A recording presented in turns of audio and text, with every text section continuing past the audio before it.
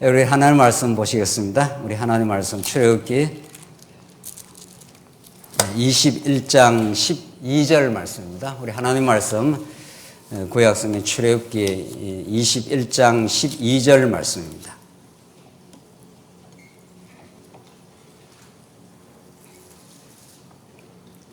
찾으신 줄 알고 봉독 드리겠습니다.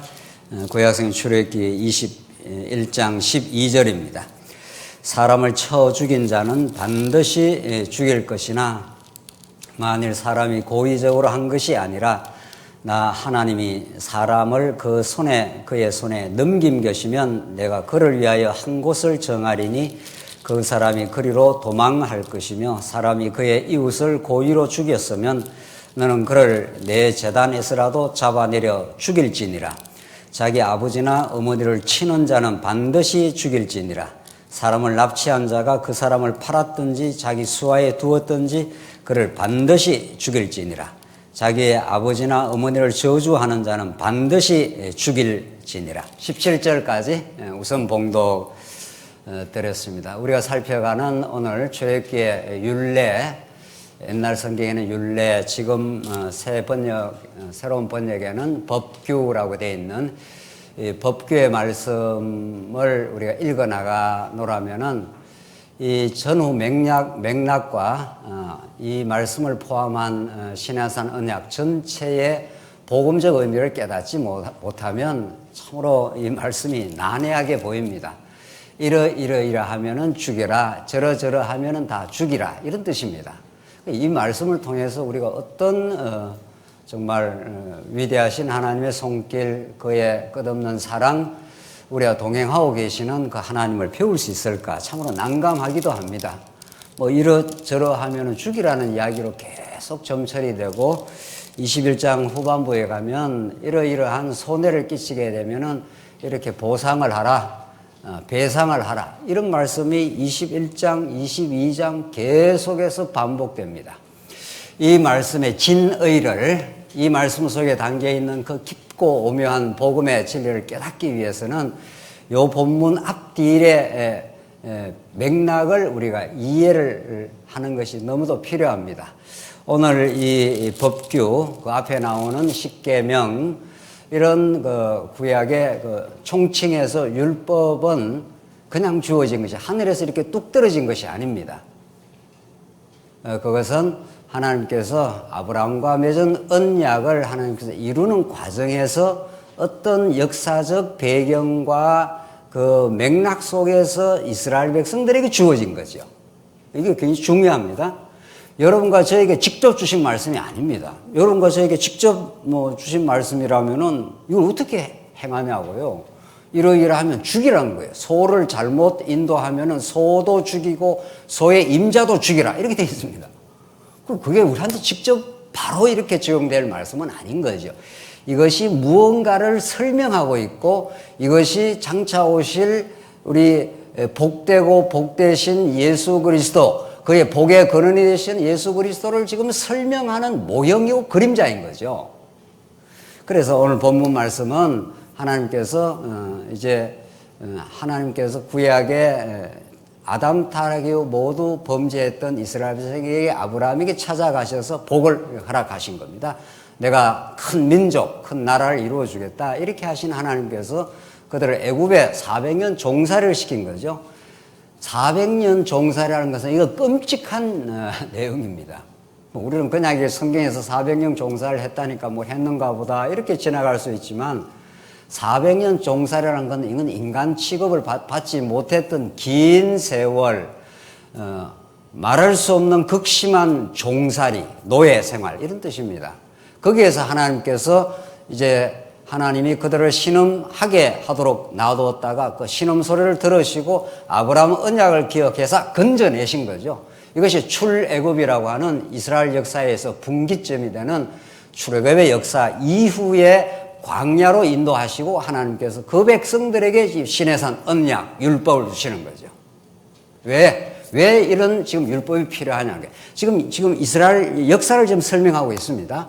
이스라엘 역사에서 언약대로 섭리하시는 그 하나님을 가르쳐 주기 위해서 지금 이스라엘 역사를 지금 출애굽해 내시고 광야로 인도하시고 하나님께서 모세를 통해서 십계명 주시고 이 법규를 주시고 마지막 이제 규례를 주시는 거죠. 그런 쭉 역사의 흐름과 그 스토리를 이해를 하고 오늘 법규의 내용을 봐야 되지, 이걸 덜렁 떼내가지고 마치 우리한테 뭘 하라 이렇게 적용을 하려고 애를 쓰거나 뭐 그런 적용이 얼마나 많은지 모릅니다. 오늘 지금 이제 소에 관한 이야기 뭐 여러 이야기들이 나오는데 이걸 뭐 동물 보호에 관한 이야기, 환경 보존에 관한 이야기, 뭐 기가 막힌 해석이 나오는 겁니다. 기가 막힌 해석이라니까 잘 됐다 이런 뜻이 아니고 말입니다. 영 성경에서 말하는 거하고 정 다른 이야기를 지금 하고 있는 거예요. 이 말씀을 직접 오늘 이 시대에도 적용을 하려니까 이런 이야기가 나오는 거죠. 전혀 그런 게 아닌 거죠. 하나님의 400년 종살이에서 이스라엘 백성들은 하나님 여호와를 까맣게 잊어버리고 이방신을 섬겼고 바로의 지하에서 그 고통의 세월을 보냈습니다. 그들은 고통도 중요하지만 그들이 죄를 범하고 살았습니다. 여호와 하나님을 떠나서 살은 거죠. 그래서 그들을 스스로는 결코 거룩한 백성이 될 수 없습니다. 거룩한 백성이 되어야 하나님의 존전에 나갈 수 있고 하나님과 사귐이 이루어집니다. 하나님은 거룩하신 분이기 때문에 죄인이 바로 하나님께 나오면 바로 적사합니다. 그러니까 제사장복을 제대로 차려입지 않고 하나님 계신 지성소로 성막의 지성소로 나오면 즉시 죽습니다. 거룩한 그 빛 앞에 어두운 죄인이 나갈 수가 없습니다. 그러니까 제사장이 긴 옷을 입고 제사장복을 입고 완전히 다 이 죄로 벌거벗이 된 그 몸을 다 덮어서 나가는 거죠. 이 덮다 하는 것이 속죄의 의미인데 굉장히 중요한 이제 복음적 의미를 갖죠. 그냥 못 나간다 이런 뜻입니다. 자, 그래서 하나님께서 그런 죄로 물들어져 있는 스스로의 힘으로는 하나님께 나갈 수도 없고 나가서도 안 되는 그런 백성을 하나님께서 이제 건져내시고 우리 출애굽기 19장에서 내게 언약을 이제 줄 것인데 그 언약의 정체성이 뭐냐? 너희들은 그 언약 백성을 하나님 만드시는 것인데 거룩한 백성, 제사장 나라, 내 소유를 만들어 주겠다. 이렇게 율법을 주기 전에 딱 이렇게 이스라엘 백성들의 정체성을, 이스라엘 백성들을 하나님께서 어떻게 대접을 하시고 어떻게 그들과 동행하시고 어떻게 은혜를 베푸시겠다는 걸 이렇게 선적으로 딱 밝혀놨습니다. 너는 내 소유야. 이런 거죠. 애굽에서 400년 종살이 하다가 영원히 거기서 망할 백성이 아니야. 너는 내가 사랑하는 내 아들 같은 내 장자, 내 아들이야. 이렇게 이스라엘 백성들이 그 고난의 400년을 하나님께서, 그것도 하나님의 섭리였죠, 지나게 하시고 하나님 건져내어서 너희들은 어떤 존재인지 알아? 내한테는 가장 소중한 내 소유야. 히브리어로 세굴라, 보배, 이런 뜻입니다. 우리 번역에는 내 소유, 소유된 백성이라 이렇게 나의 것이다 이런 말이잖아요. 소유라는 게. 우리 그 애들 낳아가지고 애들 어리고 한참 기염할 때 요 내 새끼 뭐 이렇게 하지 않습니까? 그런 표현이에요. 내 거다 이 말이. 내가 낳아서 내가 책임지고 내가 길러줄게 이런 뜻이라고요. 이게 율법의 대전제입니다. 율법이라는 것은 그런 하나님의 극진하신 돌보심, 그의 통치하심을 표현을 하고 이제 표현을 해 나가겠다 이런 뜻이에요. 율법이라는 게. 무슨 말인지 이해가시죠? 그런 과정에 십계명이 주어지고 오늘 법규가 지어지고 있다는 거예요. 그래서 하나님께서 더 분명하게는 십계명을 주시기 전에 하나님이 하시는 말씀이, 그 서곡이 어떻게 되어 있습니까? 나는 너를 애굽 땅 종되었던 집에서, 종되었던 그 고통과 죄악 가운데 몸부림쳤던, 너희들의 힘으로는 절대로 나올 수 없었던 그 감옥 같은 거기에서 너희를 인도하여 낸, 뭐라고요? 이건 같이 해야죠. 인도하여 낸 요한이라. 이게 이제 율법을 주시는 목적이고 의미고 그렇다는 거죠. 나는 여호와야. 너희를 애굽 400년 종살이에서 그렇게 영원히 살게 안 해.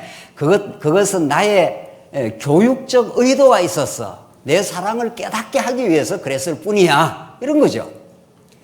그런 그 하나님의 그 은혜의 음성이 왕왕 울려 퍼지면서 오늘 법규가 주어지죠. 우리 지난 시간 그 법규 앞부분에서 너희들을 종에서 자유하게 한다. 남종도 여종도 내가 자유하게 해주겠다 하는 걸 우리 지난 시간에 했고, 오늘 12절은 다시 보시면 12절 사람을 쳐 죽인 자는 반드시 죽일 것이나 이렇게 되어 있어요.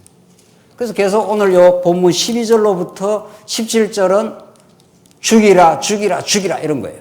14절 사람이 그의 이웃을 고의로 죽였으면 너는 그를 내 제단에서라도 잡아내려 죽일지니라.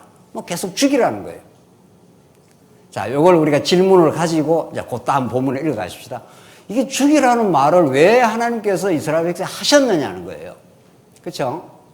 이게 어떤 복음적 의미를 갖고 있어요. 성경은 전부 복음을 설명하는 거니까, 예수 그리스도를 설명하는 거니까 죽이라는 거예요. 17절 또 가봅시다.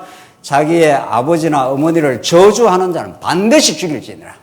뭐 이거는 뭐 아주 가차없이 죽여버리라는 거예요. 조금만 어머니 아버지에 대해서 저주를 하고 안 좋은 발언을 하면은 그냥 죽여버리라는 거예요. 이걸 그대로 시행하라는 겁니다. 자, 이게 이제 우리가 이걸 이해하기 위해서 율법이라는 것을 우리 세 가지로 구분 지금 하고 있지 않습니까? 계명이 있고, 우리가 지금 살펴가는 게 법규고, 이제 마지막이 이제 규례입니다. 양으로 말하면 이게 가장 많은 겁니다. 이제 규례가 가장 많이 이제 포함이 되고, 계명은 이게 10계명이고, 법규는 21장부터 23장까지 나타나고, 전부 다 규례입니다. 이제 뒤에는 전부 규례. 이게 제사제도죠. 제사제도. 이렇게 구분이 돼서 우리가 지금 요 본문을 읽어 나가지만은 계명, 법규, 규례를 한 통으로 읽어 나가야 되죠. 정말 성경은 앞뒤 전체를 흐름과 전체 덩어리로 읽지 않으면은 너무 성경은 복음이 되는 게 아니라 화음이 되어버리는 거죠. 복된 소리가 아니고 저주의 소리가 되어버려요. 율법이라는 것이 엄청난 무거운 짐이 되어버리는 거죠. 율법은 오실 좋은 일의 그림자라. 히브리서가 그렇게 말한다. 율법 전체를 묶어가지고 오실 좋은 일의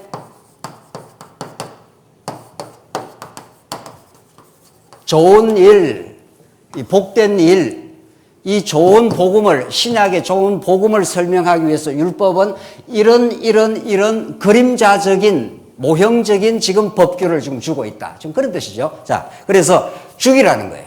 첫 번째.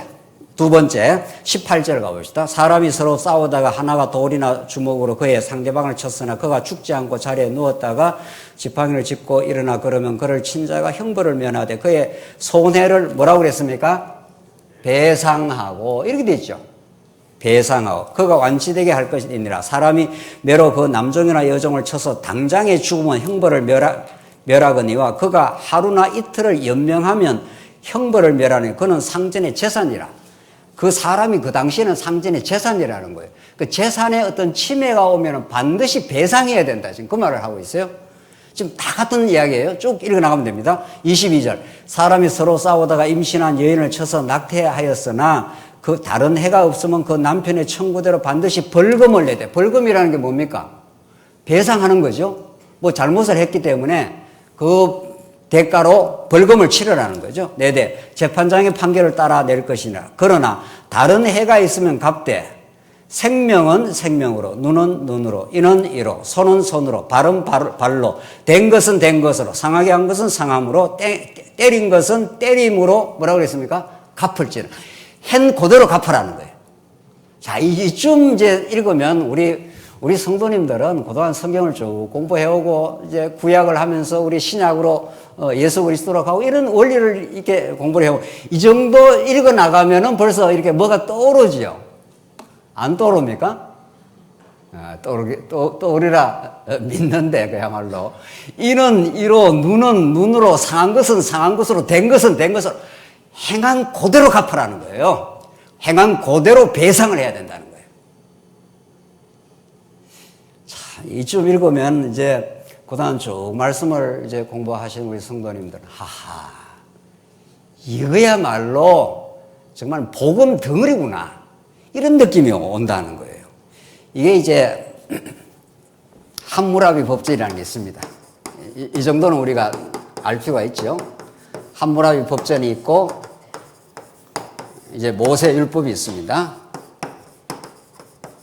여기에 주전 1500년이고 여기에 주전 1750년에서 2000년쯤으로 학자들이 추정합니다. 이게 워낙 고대 법문이기 때문에 뭐 언제 이게 딱 만들어졌다는 건 없지 않아요. 그걸 파악하기는 어렵잖아요. 근데 역사적 배후 전후를 살펴보니까 학자들이 대체로 함무라비 법전이 모세율법보다는 한 몇백 년 앞이다는 정설이에요. 이건 정설이에요. 함무라비 법전이 그 당시 메소포타미아의 최고의 법전이고 이제 그것이 고대 근동에 있었다. 이제 이런 거죠. 자유주의 신학자들은 함무라비 법전과 모세율법이 형식적으로 너무 유사해요. 너무 똑같아. 아주 뭐 거의 어떤 문장은 똑같을 정도로 유사하다는 거예요. 유사합니다, 실제로. 제가 함무라비 법전을 쭉 이렇게 뽑아봤는데 법전 인터넷에 이 내용하고 다 똑같은 건 아니고 어떤 요소가 거의 유사해요. 자, 그래서 모세율법이 절대적인 계시의 말씀이 아니야. 이는 그 당대에 이미 보편화되어 있는 함무라비 법전을 따가지고 이렇게 만들었을 뿐이야. 시내산에서 하나님부터 계시받은 거 아니야.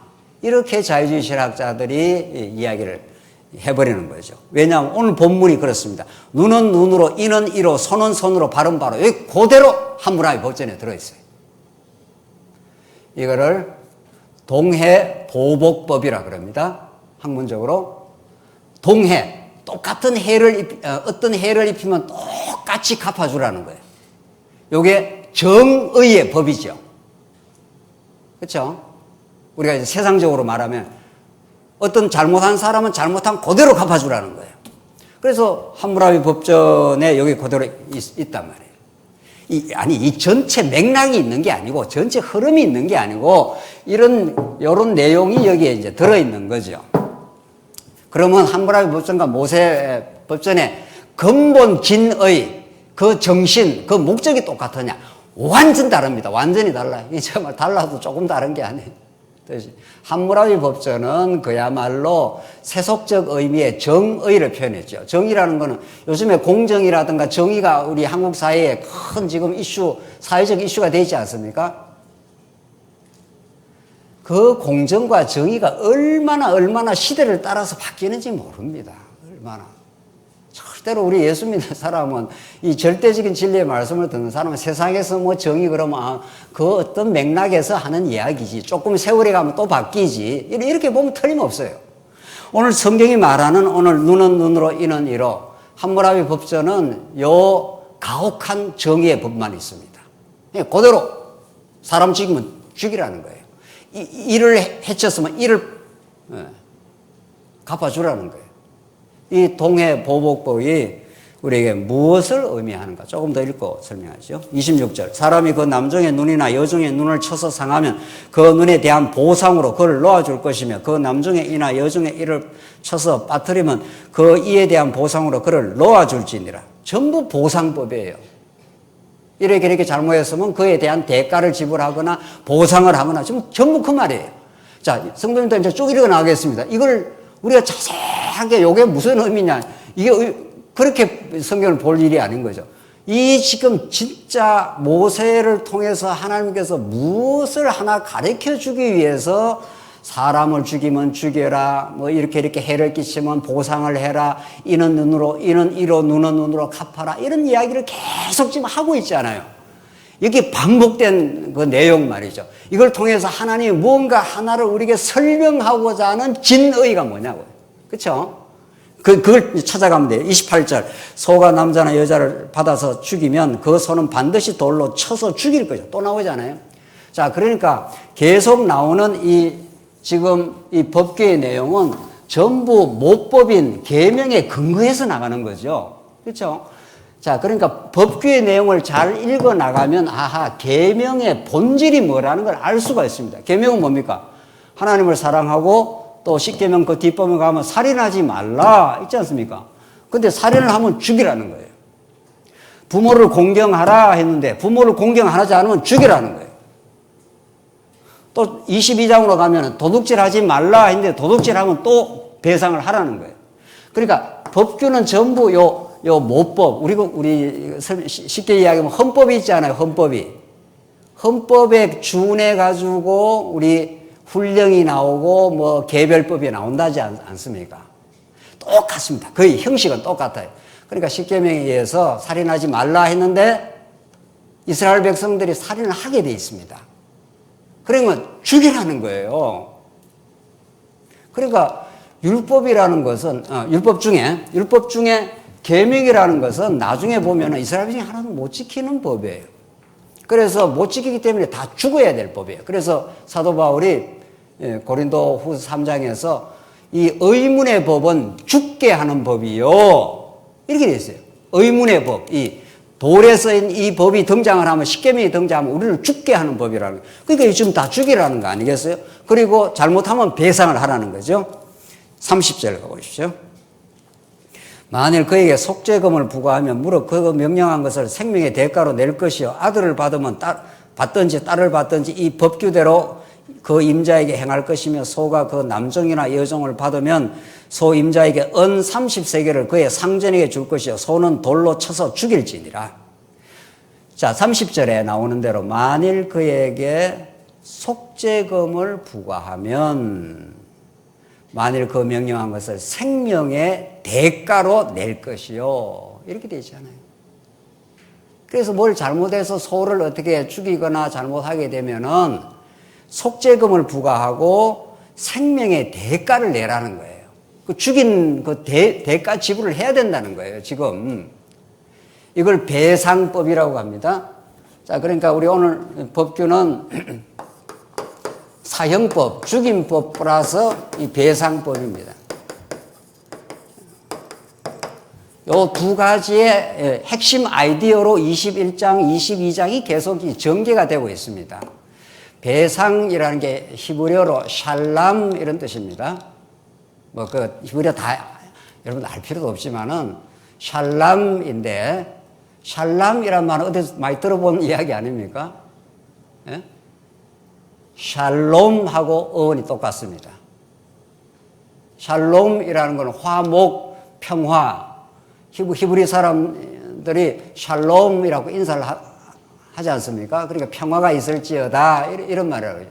그러니까 배상이라는 원뜻이 히브리어 원뜻이 샬람, 어원이 똑같습니다. 그러니까 배상을 해야 내가 잘못했을 때 생명의 대가를 배상을 해야 그 원수와 뭐가 되는 겁니까? 화목이 된다 이런 뜻입니다. 이 말은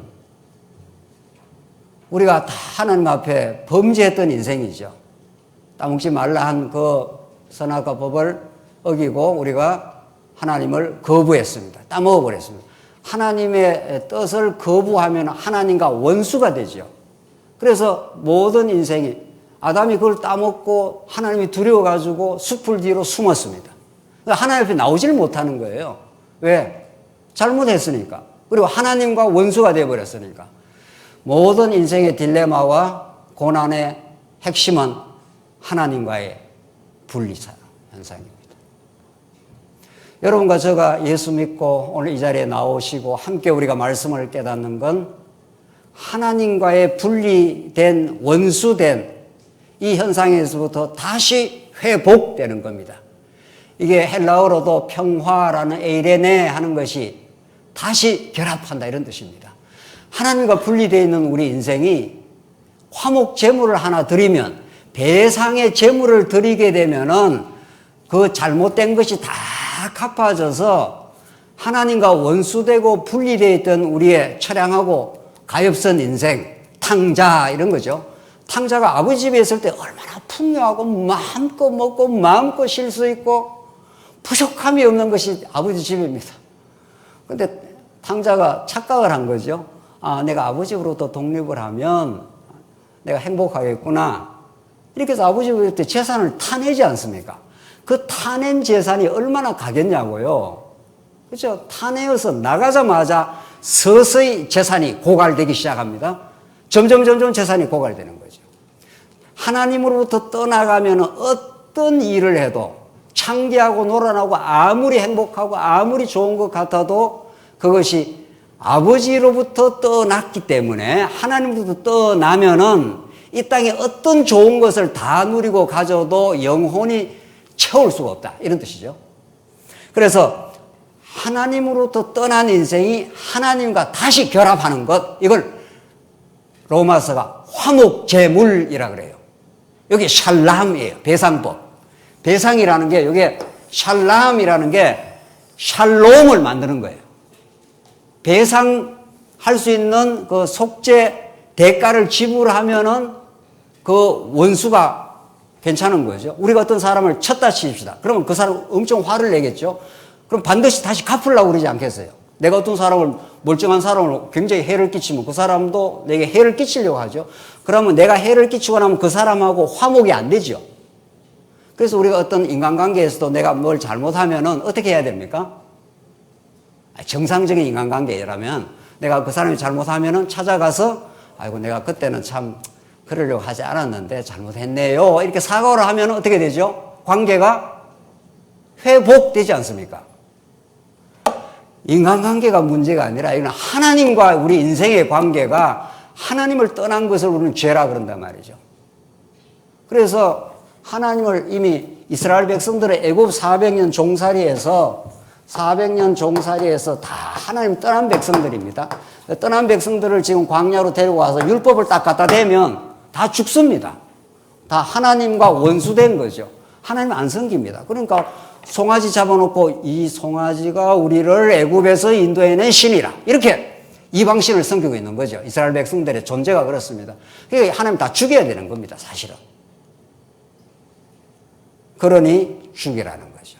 죽여라. 이렇게 하면 죽여라. 저렇게 하면 죽여라. 죽여라. 사람을 쳐주면 반드시 죽일지니라. 그래서 그 죽음의 자리에 그 배상의 속전으로 그 생명의 대가 지불의 자리에 이 구약 모든 율법을 다 성취하시는 좋은 일의 그림자니까 이 율법 전체가 좋은 일로 오실 예수 그리스도의 예표요, 예수 그리스도의 성취 사건을 지금 이미 가르쳐 주고 있는 중이죠. 그분의 배상이 아니었으면은 그분의 십자가의 대신 생명의 대가 지불이 없으면은 우리는 하나님과 화목할 수가 없어요. 우리는 하나님은 아버지라 이렇게 나오는 건 엄청난 사건이에요. 그 탕자가 돌아오면서 아버지 앞에 오기가 너무 힘든 거잖아요. 그냥 굶어 죽을 지경이니까 어디로 지금 아버지께로 갈 수밖에 없는데 하늘과 아버지 앞에 내가 죄를 범하였사오니 내가 아버지 앞으로 오는 것이 너무 면목이 없사오니 그런 뜻이죠. 면목은 없는데 어떻게 살기 위해서는 나올 수밖에 없는 아버지 집에는 먹을 것도 많고 입을 것도 많은데 이게 여러분과 저의 인생의 영혼의 상태입니다.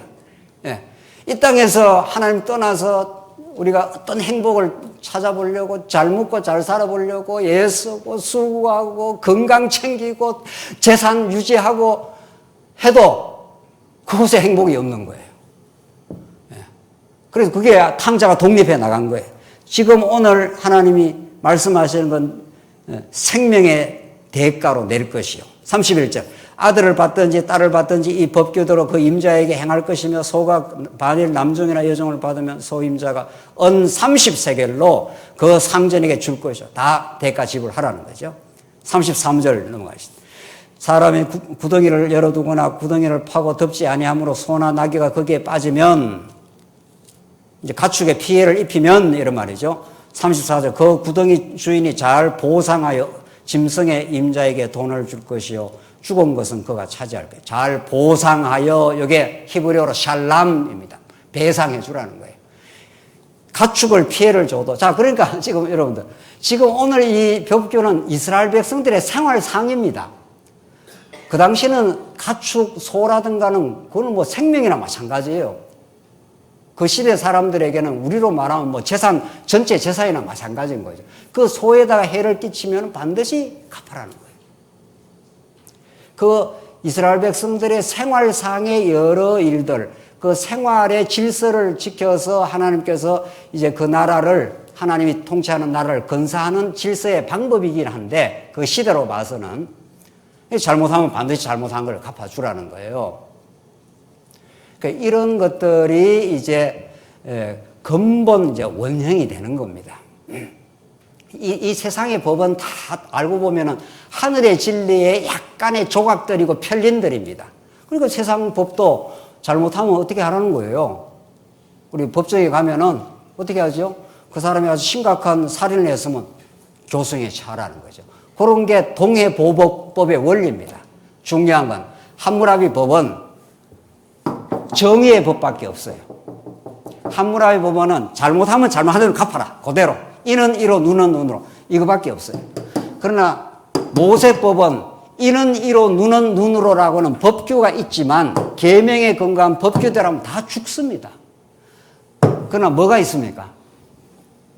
이스라엘 백성들은 이 법규를 지나면은 자, 24장부터 21장, 22장, 23장은 이 자세한 법규가 나오고 뭐 하면 죽이라, 뭐 하면 배상하라, 뭐 그런 이야기가 나오다가 24장 이후에는 그 자비로우신 하나님의 뭐가 나옵니까? 규례가 나오는 거죠. 제사 제도가 나오는 거예요. 잘못해도 어떻게 해도 법규에 말하면 잘못하면은 이건 어떻게 하라고요? 썰어버리라는 거예요. 죽여라는 거예요. 반드시 죽여라. 부모를 공경하지 않으면 반드시 죽이라는 거예요. 그럼 죽어야 될 사람 많죠? 진짜? 죽어야 될 사람 많은 게 아니라 다 죽습니다, 우리. 살인하면 반드시 다 죽습니다. 그런데 규례가 있잖아요. 함무라비 법전에 없는 이런 거죠. 함무라비 법전에는 없는. 그러니까 하나님은 정의의 원칙만 실현하는 게 아니라 정의의 원칙 그 다음에 뭐가 나오는 겁니까? 용서의 원칙. 그렇죠? 그러니까 이 사랑의 법이 있는 거죠. 그러니까 십자가라는 것은 우리 대신 전부 보상을 해주는 거 아니에요. 대속의 제물이 되는 거죠. 배상법인 거죠. 예수님이 십자가에 죽는 것은 법규대로 우리가 치러야 될 그 대가를 십자가에서 엘리 엘리 라마 사막단이 아무 죄가 없는 어린 양 하나를 잡은 거죠.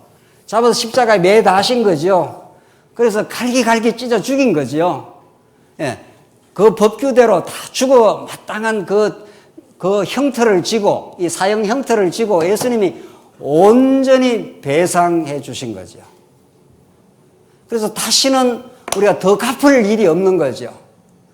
자식이 잘못해갖고 큰 사고, 재산 사고를 쳤는데 아버지가 가서 온 집안 재산을 다 틀어서 그걸 갚아주지 않으면 감옥 들어가야 되니까 온 재산을 다 틀어서 다 갚아줘 버린 거죠.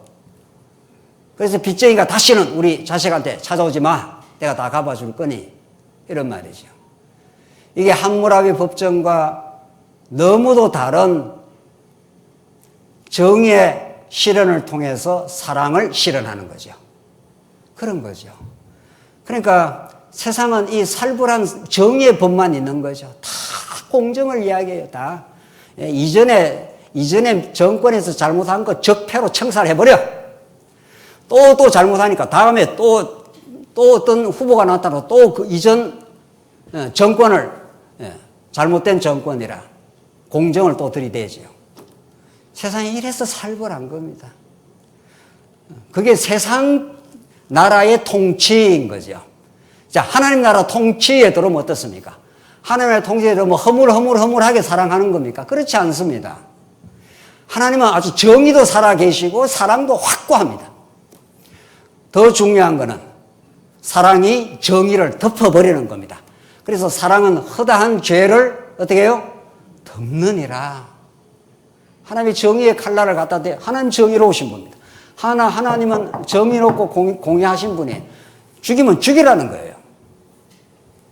만약에 이 정의의 법만 살벌하게 있으면 우리 모두는 하나님의 그 불꽃 같은 눈앞에 다 죽어 마땅한 겁니다. 누가 살겠어요, 하나님 앞에? 누가 내가 뭐 의로운 구석이 있다고 하나님께 나오겠냐고요. 하나님 우리를 불꽃 같은 눈으로 우리가 살피시면 누가 하나님 앞에 서리까? 사유하심이 하나님께 있사오니, 그렇게 시편 기자가 노래 부르지 않습니까? 하나님이 그 불꽃 같은 눈으로 여러분의 저의 폐부를 보시면은 껍데기로 보면 멀쩡하지요. 예, 껍데기로 보면 목사 옷도 이렇게 목사가 나와서 이렇게 멀쩡하게 나와서 하는 것 같단 말이죠. 그렇지 않습니다. 이 마음속에 미움, 마음속에 시기, 마음속에 원망, 마음속에 내 뜻대로 하고자 하는 고집, 그게 우리 인간 속에 가득 차 있습니다. 만약 하나님께 그걸 보시면 그게 이제 하나님과 같이 되면이니까 썰어버리고 말아야지요. 죽이라는 거예요. 죽이라는 그 율법대로 예수를 죽여버린 거잖아요. 그래서 다시는 이 배상을 내가 다 치러버렸으니, 그런 말이죠. 내 자녀에게는 내놔라 하지 마. 사탄 권세가. 내가 최고 법정 재판관이야. 하나님은 그렇게 우리에게 등장하시는 거죠. 사면령을 딱 내려버린 거죠. 다시는 죄 없다고 해줘. 너는 내 사랑하는 내 백성, 내 소유, 내 거룩한 백성, 내 제사장 나라. 이런 거죠. 누가 우리를 정죄하겠느냐? 이런 거죠. 이게 율법의 완성이에요. 이 율법을 규례로 완성하고야 마십니다. 십자가의 정의의 법대로 죽으시고 이 제사법대로 3일 만에 부활을 하셨어요. 구약의 성막이, 구약의 성전이 다 부활의 예표 아닙니까? 그렇죠? 그러니까 제자들과 예수님 저 성전 보십시오. 저 어마어마한 성전입니다. 그 초대교회 헤롯 성전이 뭐 어마어마하거든요. 건물로 보면은 다 헐어버려. 예수님은 건물 성전은 모형이었어. 내가 죽었다가 어떻게 해요? 3일 만에 다시 살아나리라. 약속대로 죽으시고 약속대로 내가 살아나. 다시는 너희가 죄와 사망의 법에서 이제 정죄받지 않아. 이런 말이죠. 내가 살아났어. 그런 말이죠. 22장 조금만 읽고 오늘 결론을 짓죠. 22장 똑같은 내용이요. 사람이 소나 양을 도둑질하여 잡거나 팔면 그는 소 한 마리에 소 5으로 갚고 양 한 마리에 양 4마리로 갚을 줄. 계속 같은 말이에요. 도둑질을 하지 말라 했는데 만약 도둑질하면 갚아야 된다는 거예요. 제가 읽어드리죠. 얼마나 배상이 많이 나오는가 보십시오. 3절 해 돋는 후에는 피 흘린 죄가 있으리라. 도둑은 반드시 뭐라고요? 배상. 4절 도둑질한 것이 살아 그의 손에 있으면 소나 낙이나 양을 막론하고 갑절을 어떻게 해요? 배상. 도둑질한 거 있으면 그대로 갚으라는 거예요.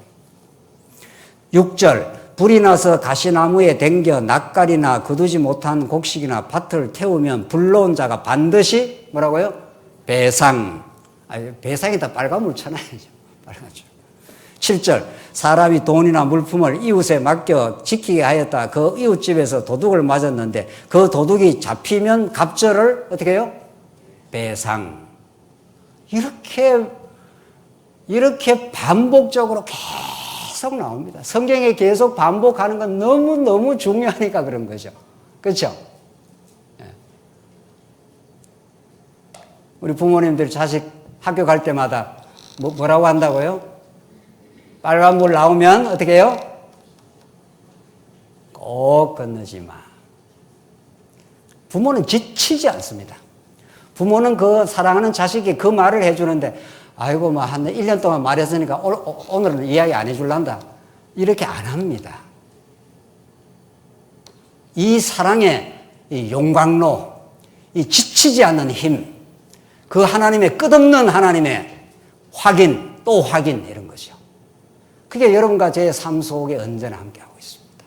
코로나 사태로 오늘 여러분과 제 삶의 건강으로 지금 숨쉬고 있으므로 어떤 것도 하나님의 은혜와 사랑 아는 게 없습니다. 끊임없이 우리에게 말씀해주고 끊임없이 보호해주고 끊임없이 또 해요.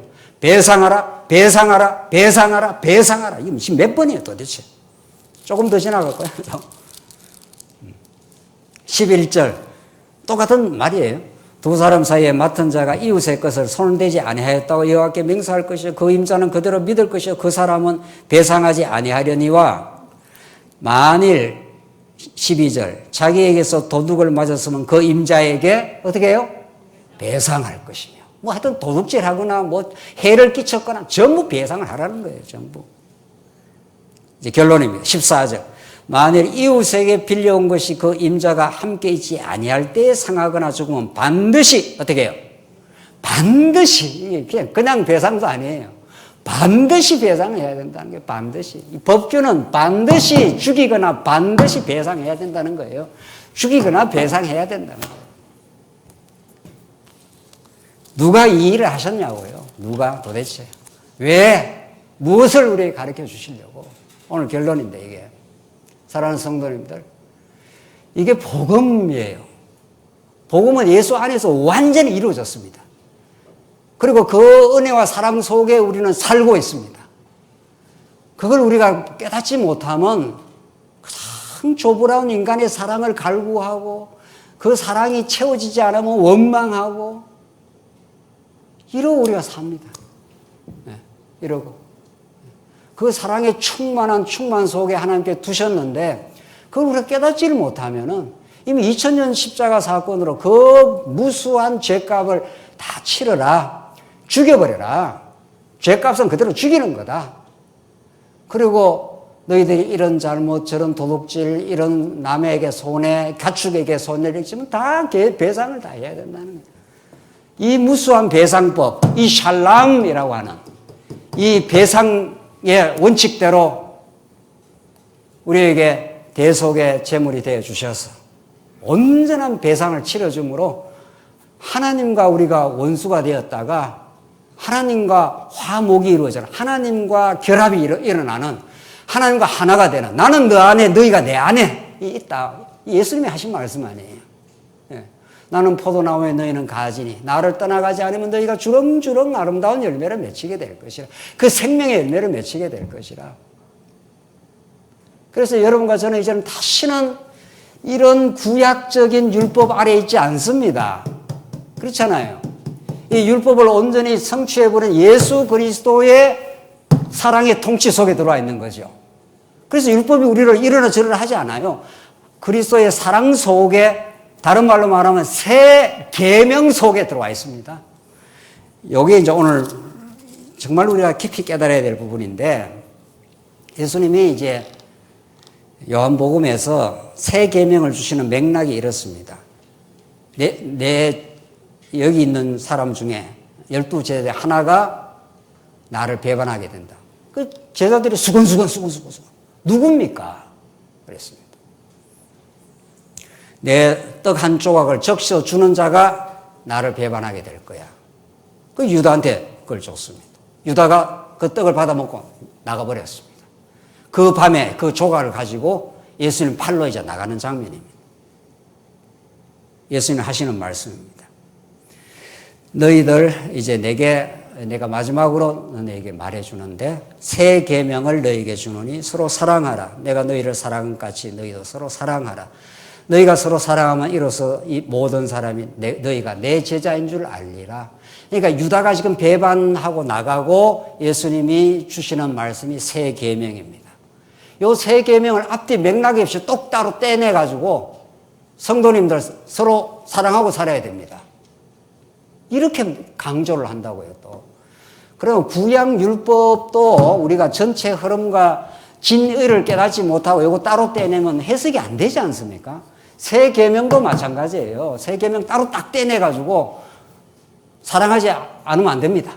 사랑해야 됩니다. 사랑도 자꾸 강요를 하는 거예요. 세상에 사랑을 강요를 하니 예수 믿는 게 얼마나 짐이 되냐고요. 사랑은 강요를 하는 게 아닙니다. 사랑은 우러나오는 겁니다, 사실은. 하늘의 선물입니다. 사랑하지 않는 사람을 자꾸 사랑하라 그러면 사랑이 되겠냐고요. 내가 지금 마음에 안 드는 부모님이 지금 선을 보여준다고 해서 어떤 사람을 데리고 왔어. 어떤 한 여자를. 보니까 내가 사랑할 마음이 없어. 별로 마음이, 쉽게 하면 마음이 안 들어. 근데 부모가 너 사랑해. 이 여자 너 사랑하면 내한테 좋아. 사랑 되겠냐고요. 이거 물어보고 지나가야죠. 내 마음에 지금 하나도 안 되는 사람을 데리고 와서 사랑하라고 자꾸 강요를 하면 사랑이 되냐고요. 안 되죠. 하라 그러면 더 안 되죠. 사랑은 하라고 강요하는 게 아닙니다. 세상에. 그럼 왜 예수님은 하라고 하셨냐고요. 너희가 서로 사랑하면 너희가 이로써 모든 사람이 내 제자인 줄 알리라. 요 말씀 바로 뒤에 뭐가 있는 줄 아십니까? 여러분들 집에 가서 찾아보세요. 제가 읽어 드릴 거니까. 사랑의 새 계명을 주시고 시몬 베드로에게 이르되 주여 어디로 가시나이까? 그러니까 예수님께서 대답하시되 내가 가는 곳에 내가 지금은 따라올 수 없으나 후에는 따라오리라. 이렇게 말씀하니까 베드로가 뭐라 그럽니까? 내가 죽을지언정 주를 위하여 목숨까지 따라가겠나? 너 다 울기 전에 나를 3번 부인해. 이 말이 딱 그 뒤에 붙어 있습니다. 이 말은 무슨 말입니까? 사랑을 베드로 너가 할 수 있다 없다? 못하지요. 못하지. 사랑을 하면 예수님을 따라가야지요. 죽는 데까지. 한 여인을 위해서 사랑하면 끝까지 사랑한다는 게 인간의 어떤 나름대로의 사랑인데 예수님이 사랑하면 끝까지 따라가야지요. 예수님이 새 계명을 주시고 베드로에게 말씀하시되 너 날 따라온다고 너 3번 부인해. 그리고 14장이 넘어갑니다. 요한복음 14장에 누구를 보내주시겠다 그래요? 성령을. 맥락이 이렇게 이어지는 겁니다. 자, 정리하자면 예수님이 이제 가시기 전에 유다 너 배반해. 유다만 배반하는 게 아니고 베드로 너도 나 배반해. 모든 세상이 나를 버려. 나를 따라올 수가 없어. 그런데 베드로는 따라갈 수 있다고 그랬잖아요. 너 내 3번 부인할 거야. 지금은 못 따라오지만 후에는 따라올 것이야. 그러면서 요한복음 14장에 여기 13장 14장을 이어진다고요. 누구를 보내주셔요? 성령을. 그렇죠? 사랑은 위대한 능력이고 사랑은 오직 하나님께 속한 것이고 그 하나님이 우리에게 베풀어 주시는 선물입니다. 그래서 그 하나님의 사랑을 듬뿍 우리가 받으면 하나님 우리 내 대신 죽으시고 내 대신 대가를 지불해서 우리의 무거웠던 그 죄악의 짐을 풀어주시면 우리를 자유하게 한 거죠. 다시는 우리는 거침없는 인생이 된 거예요.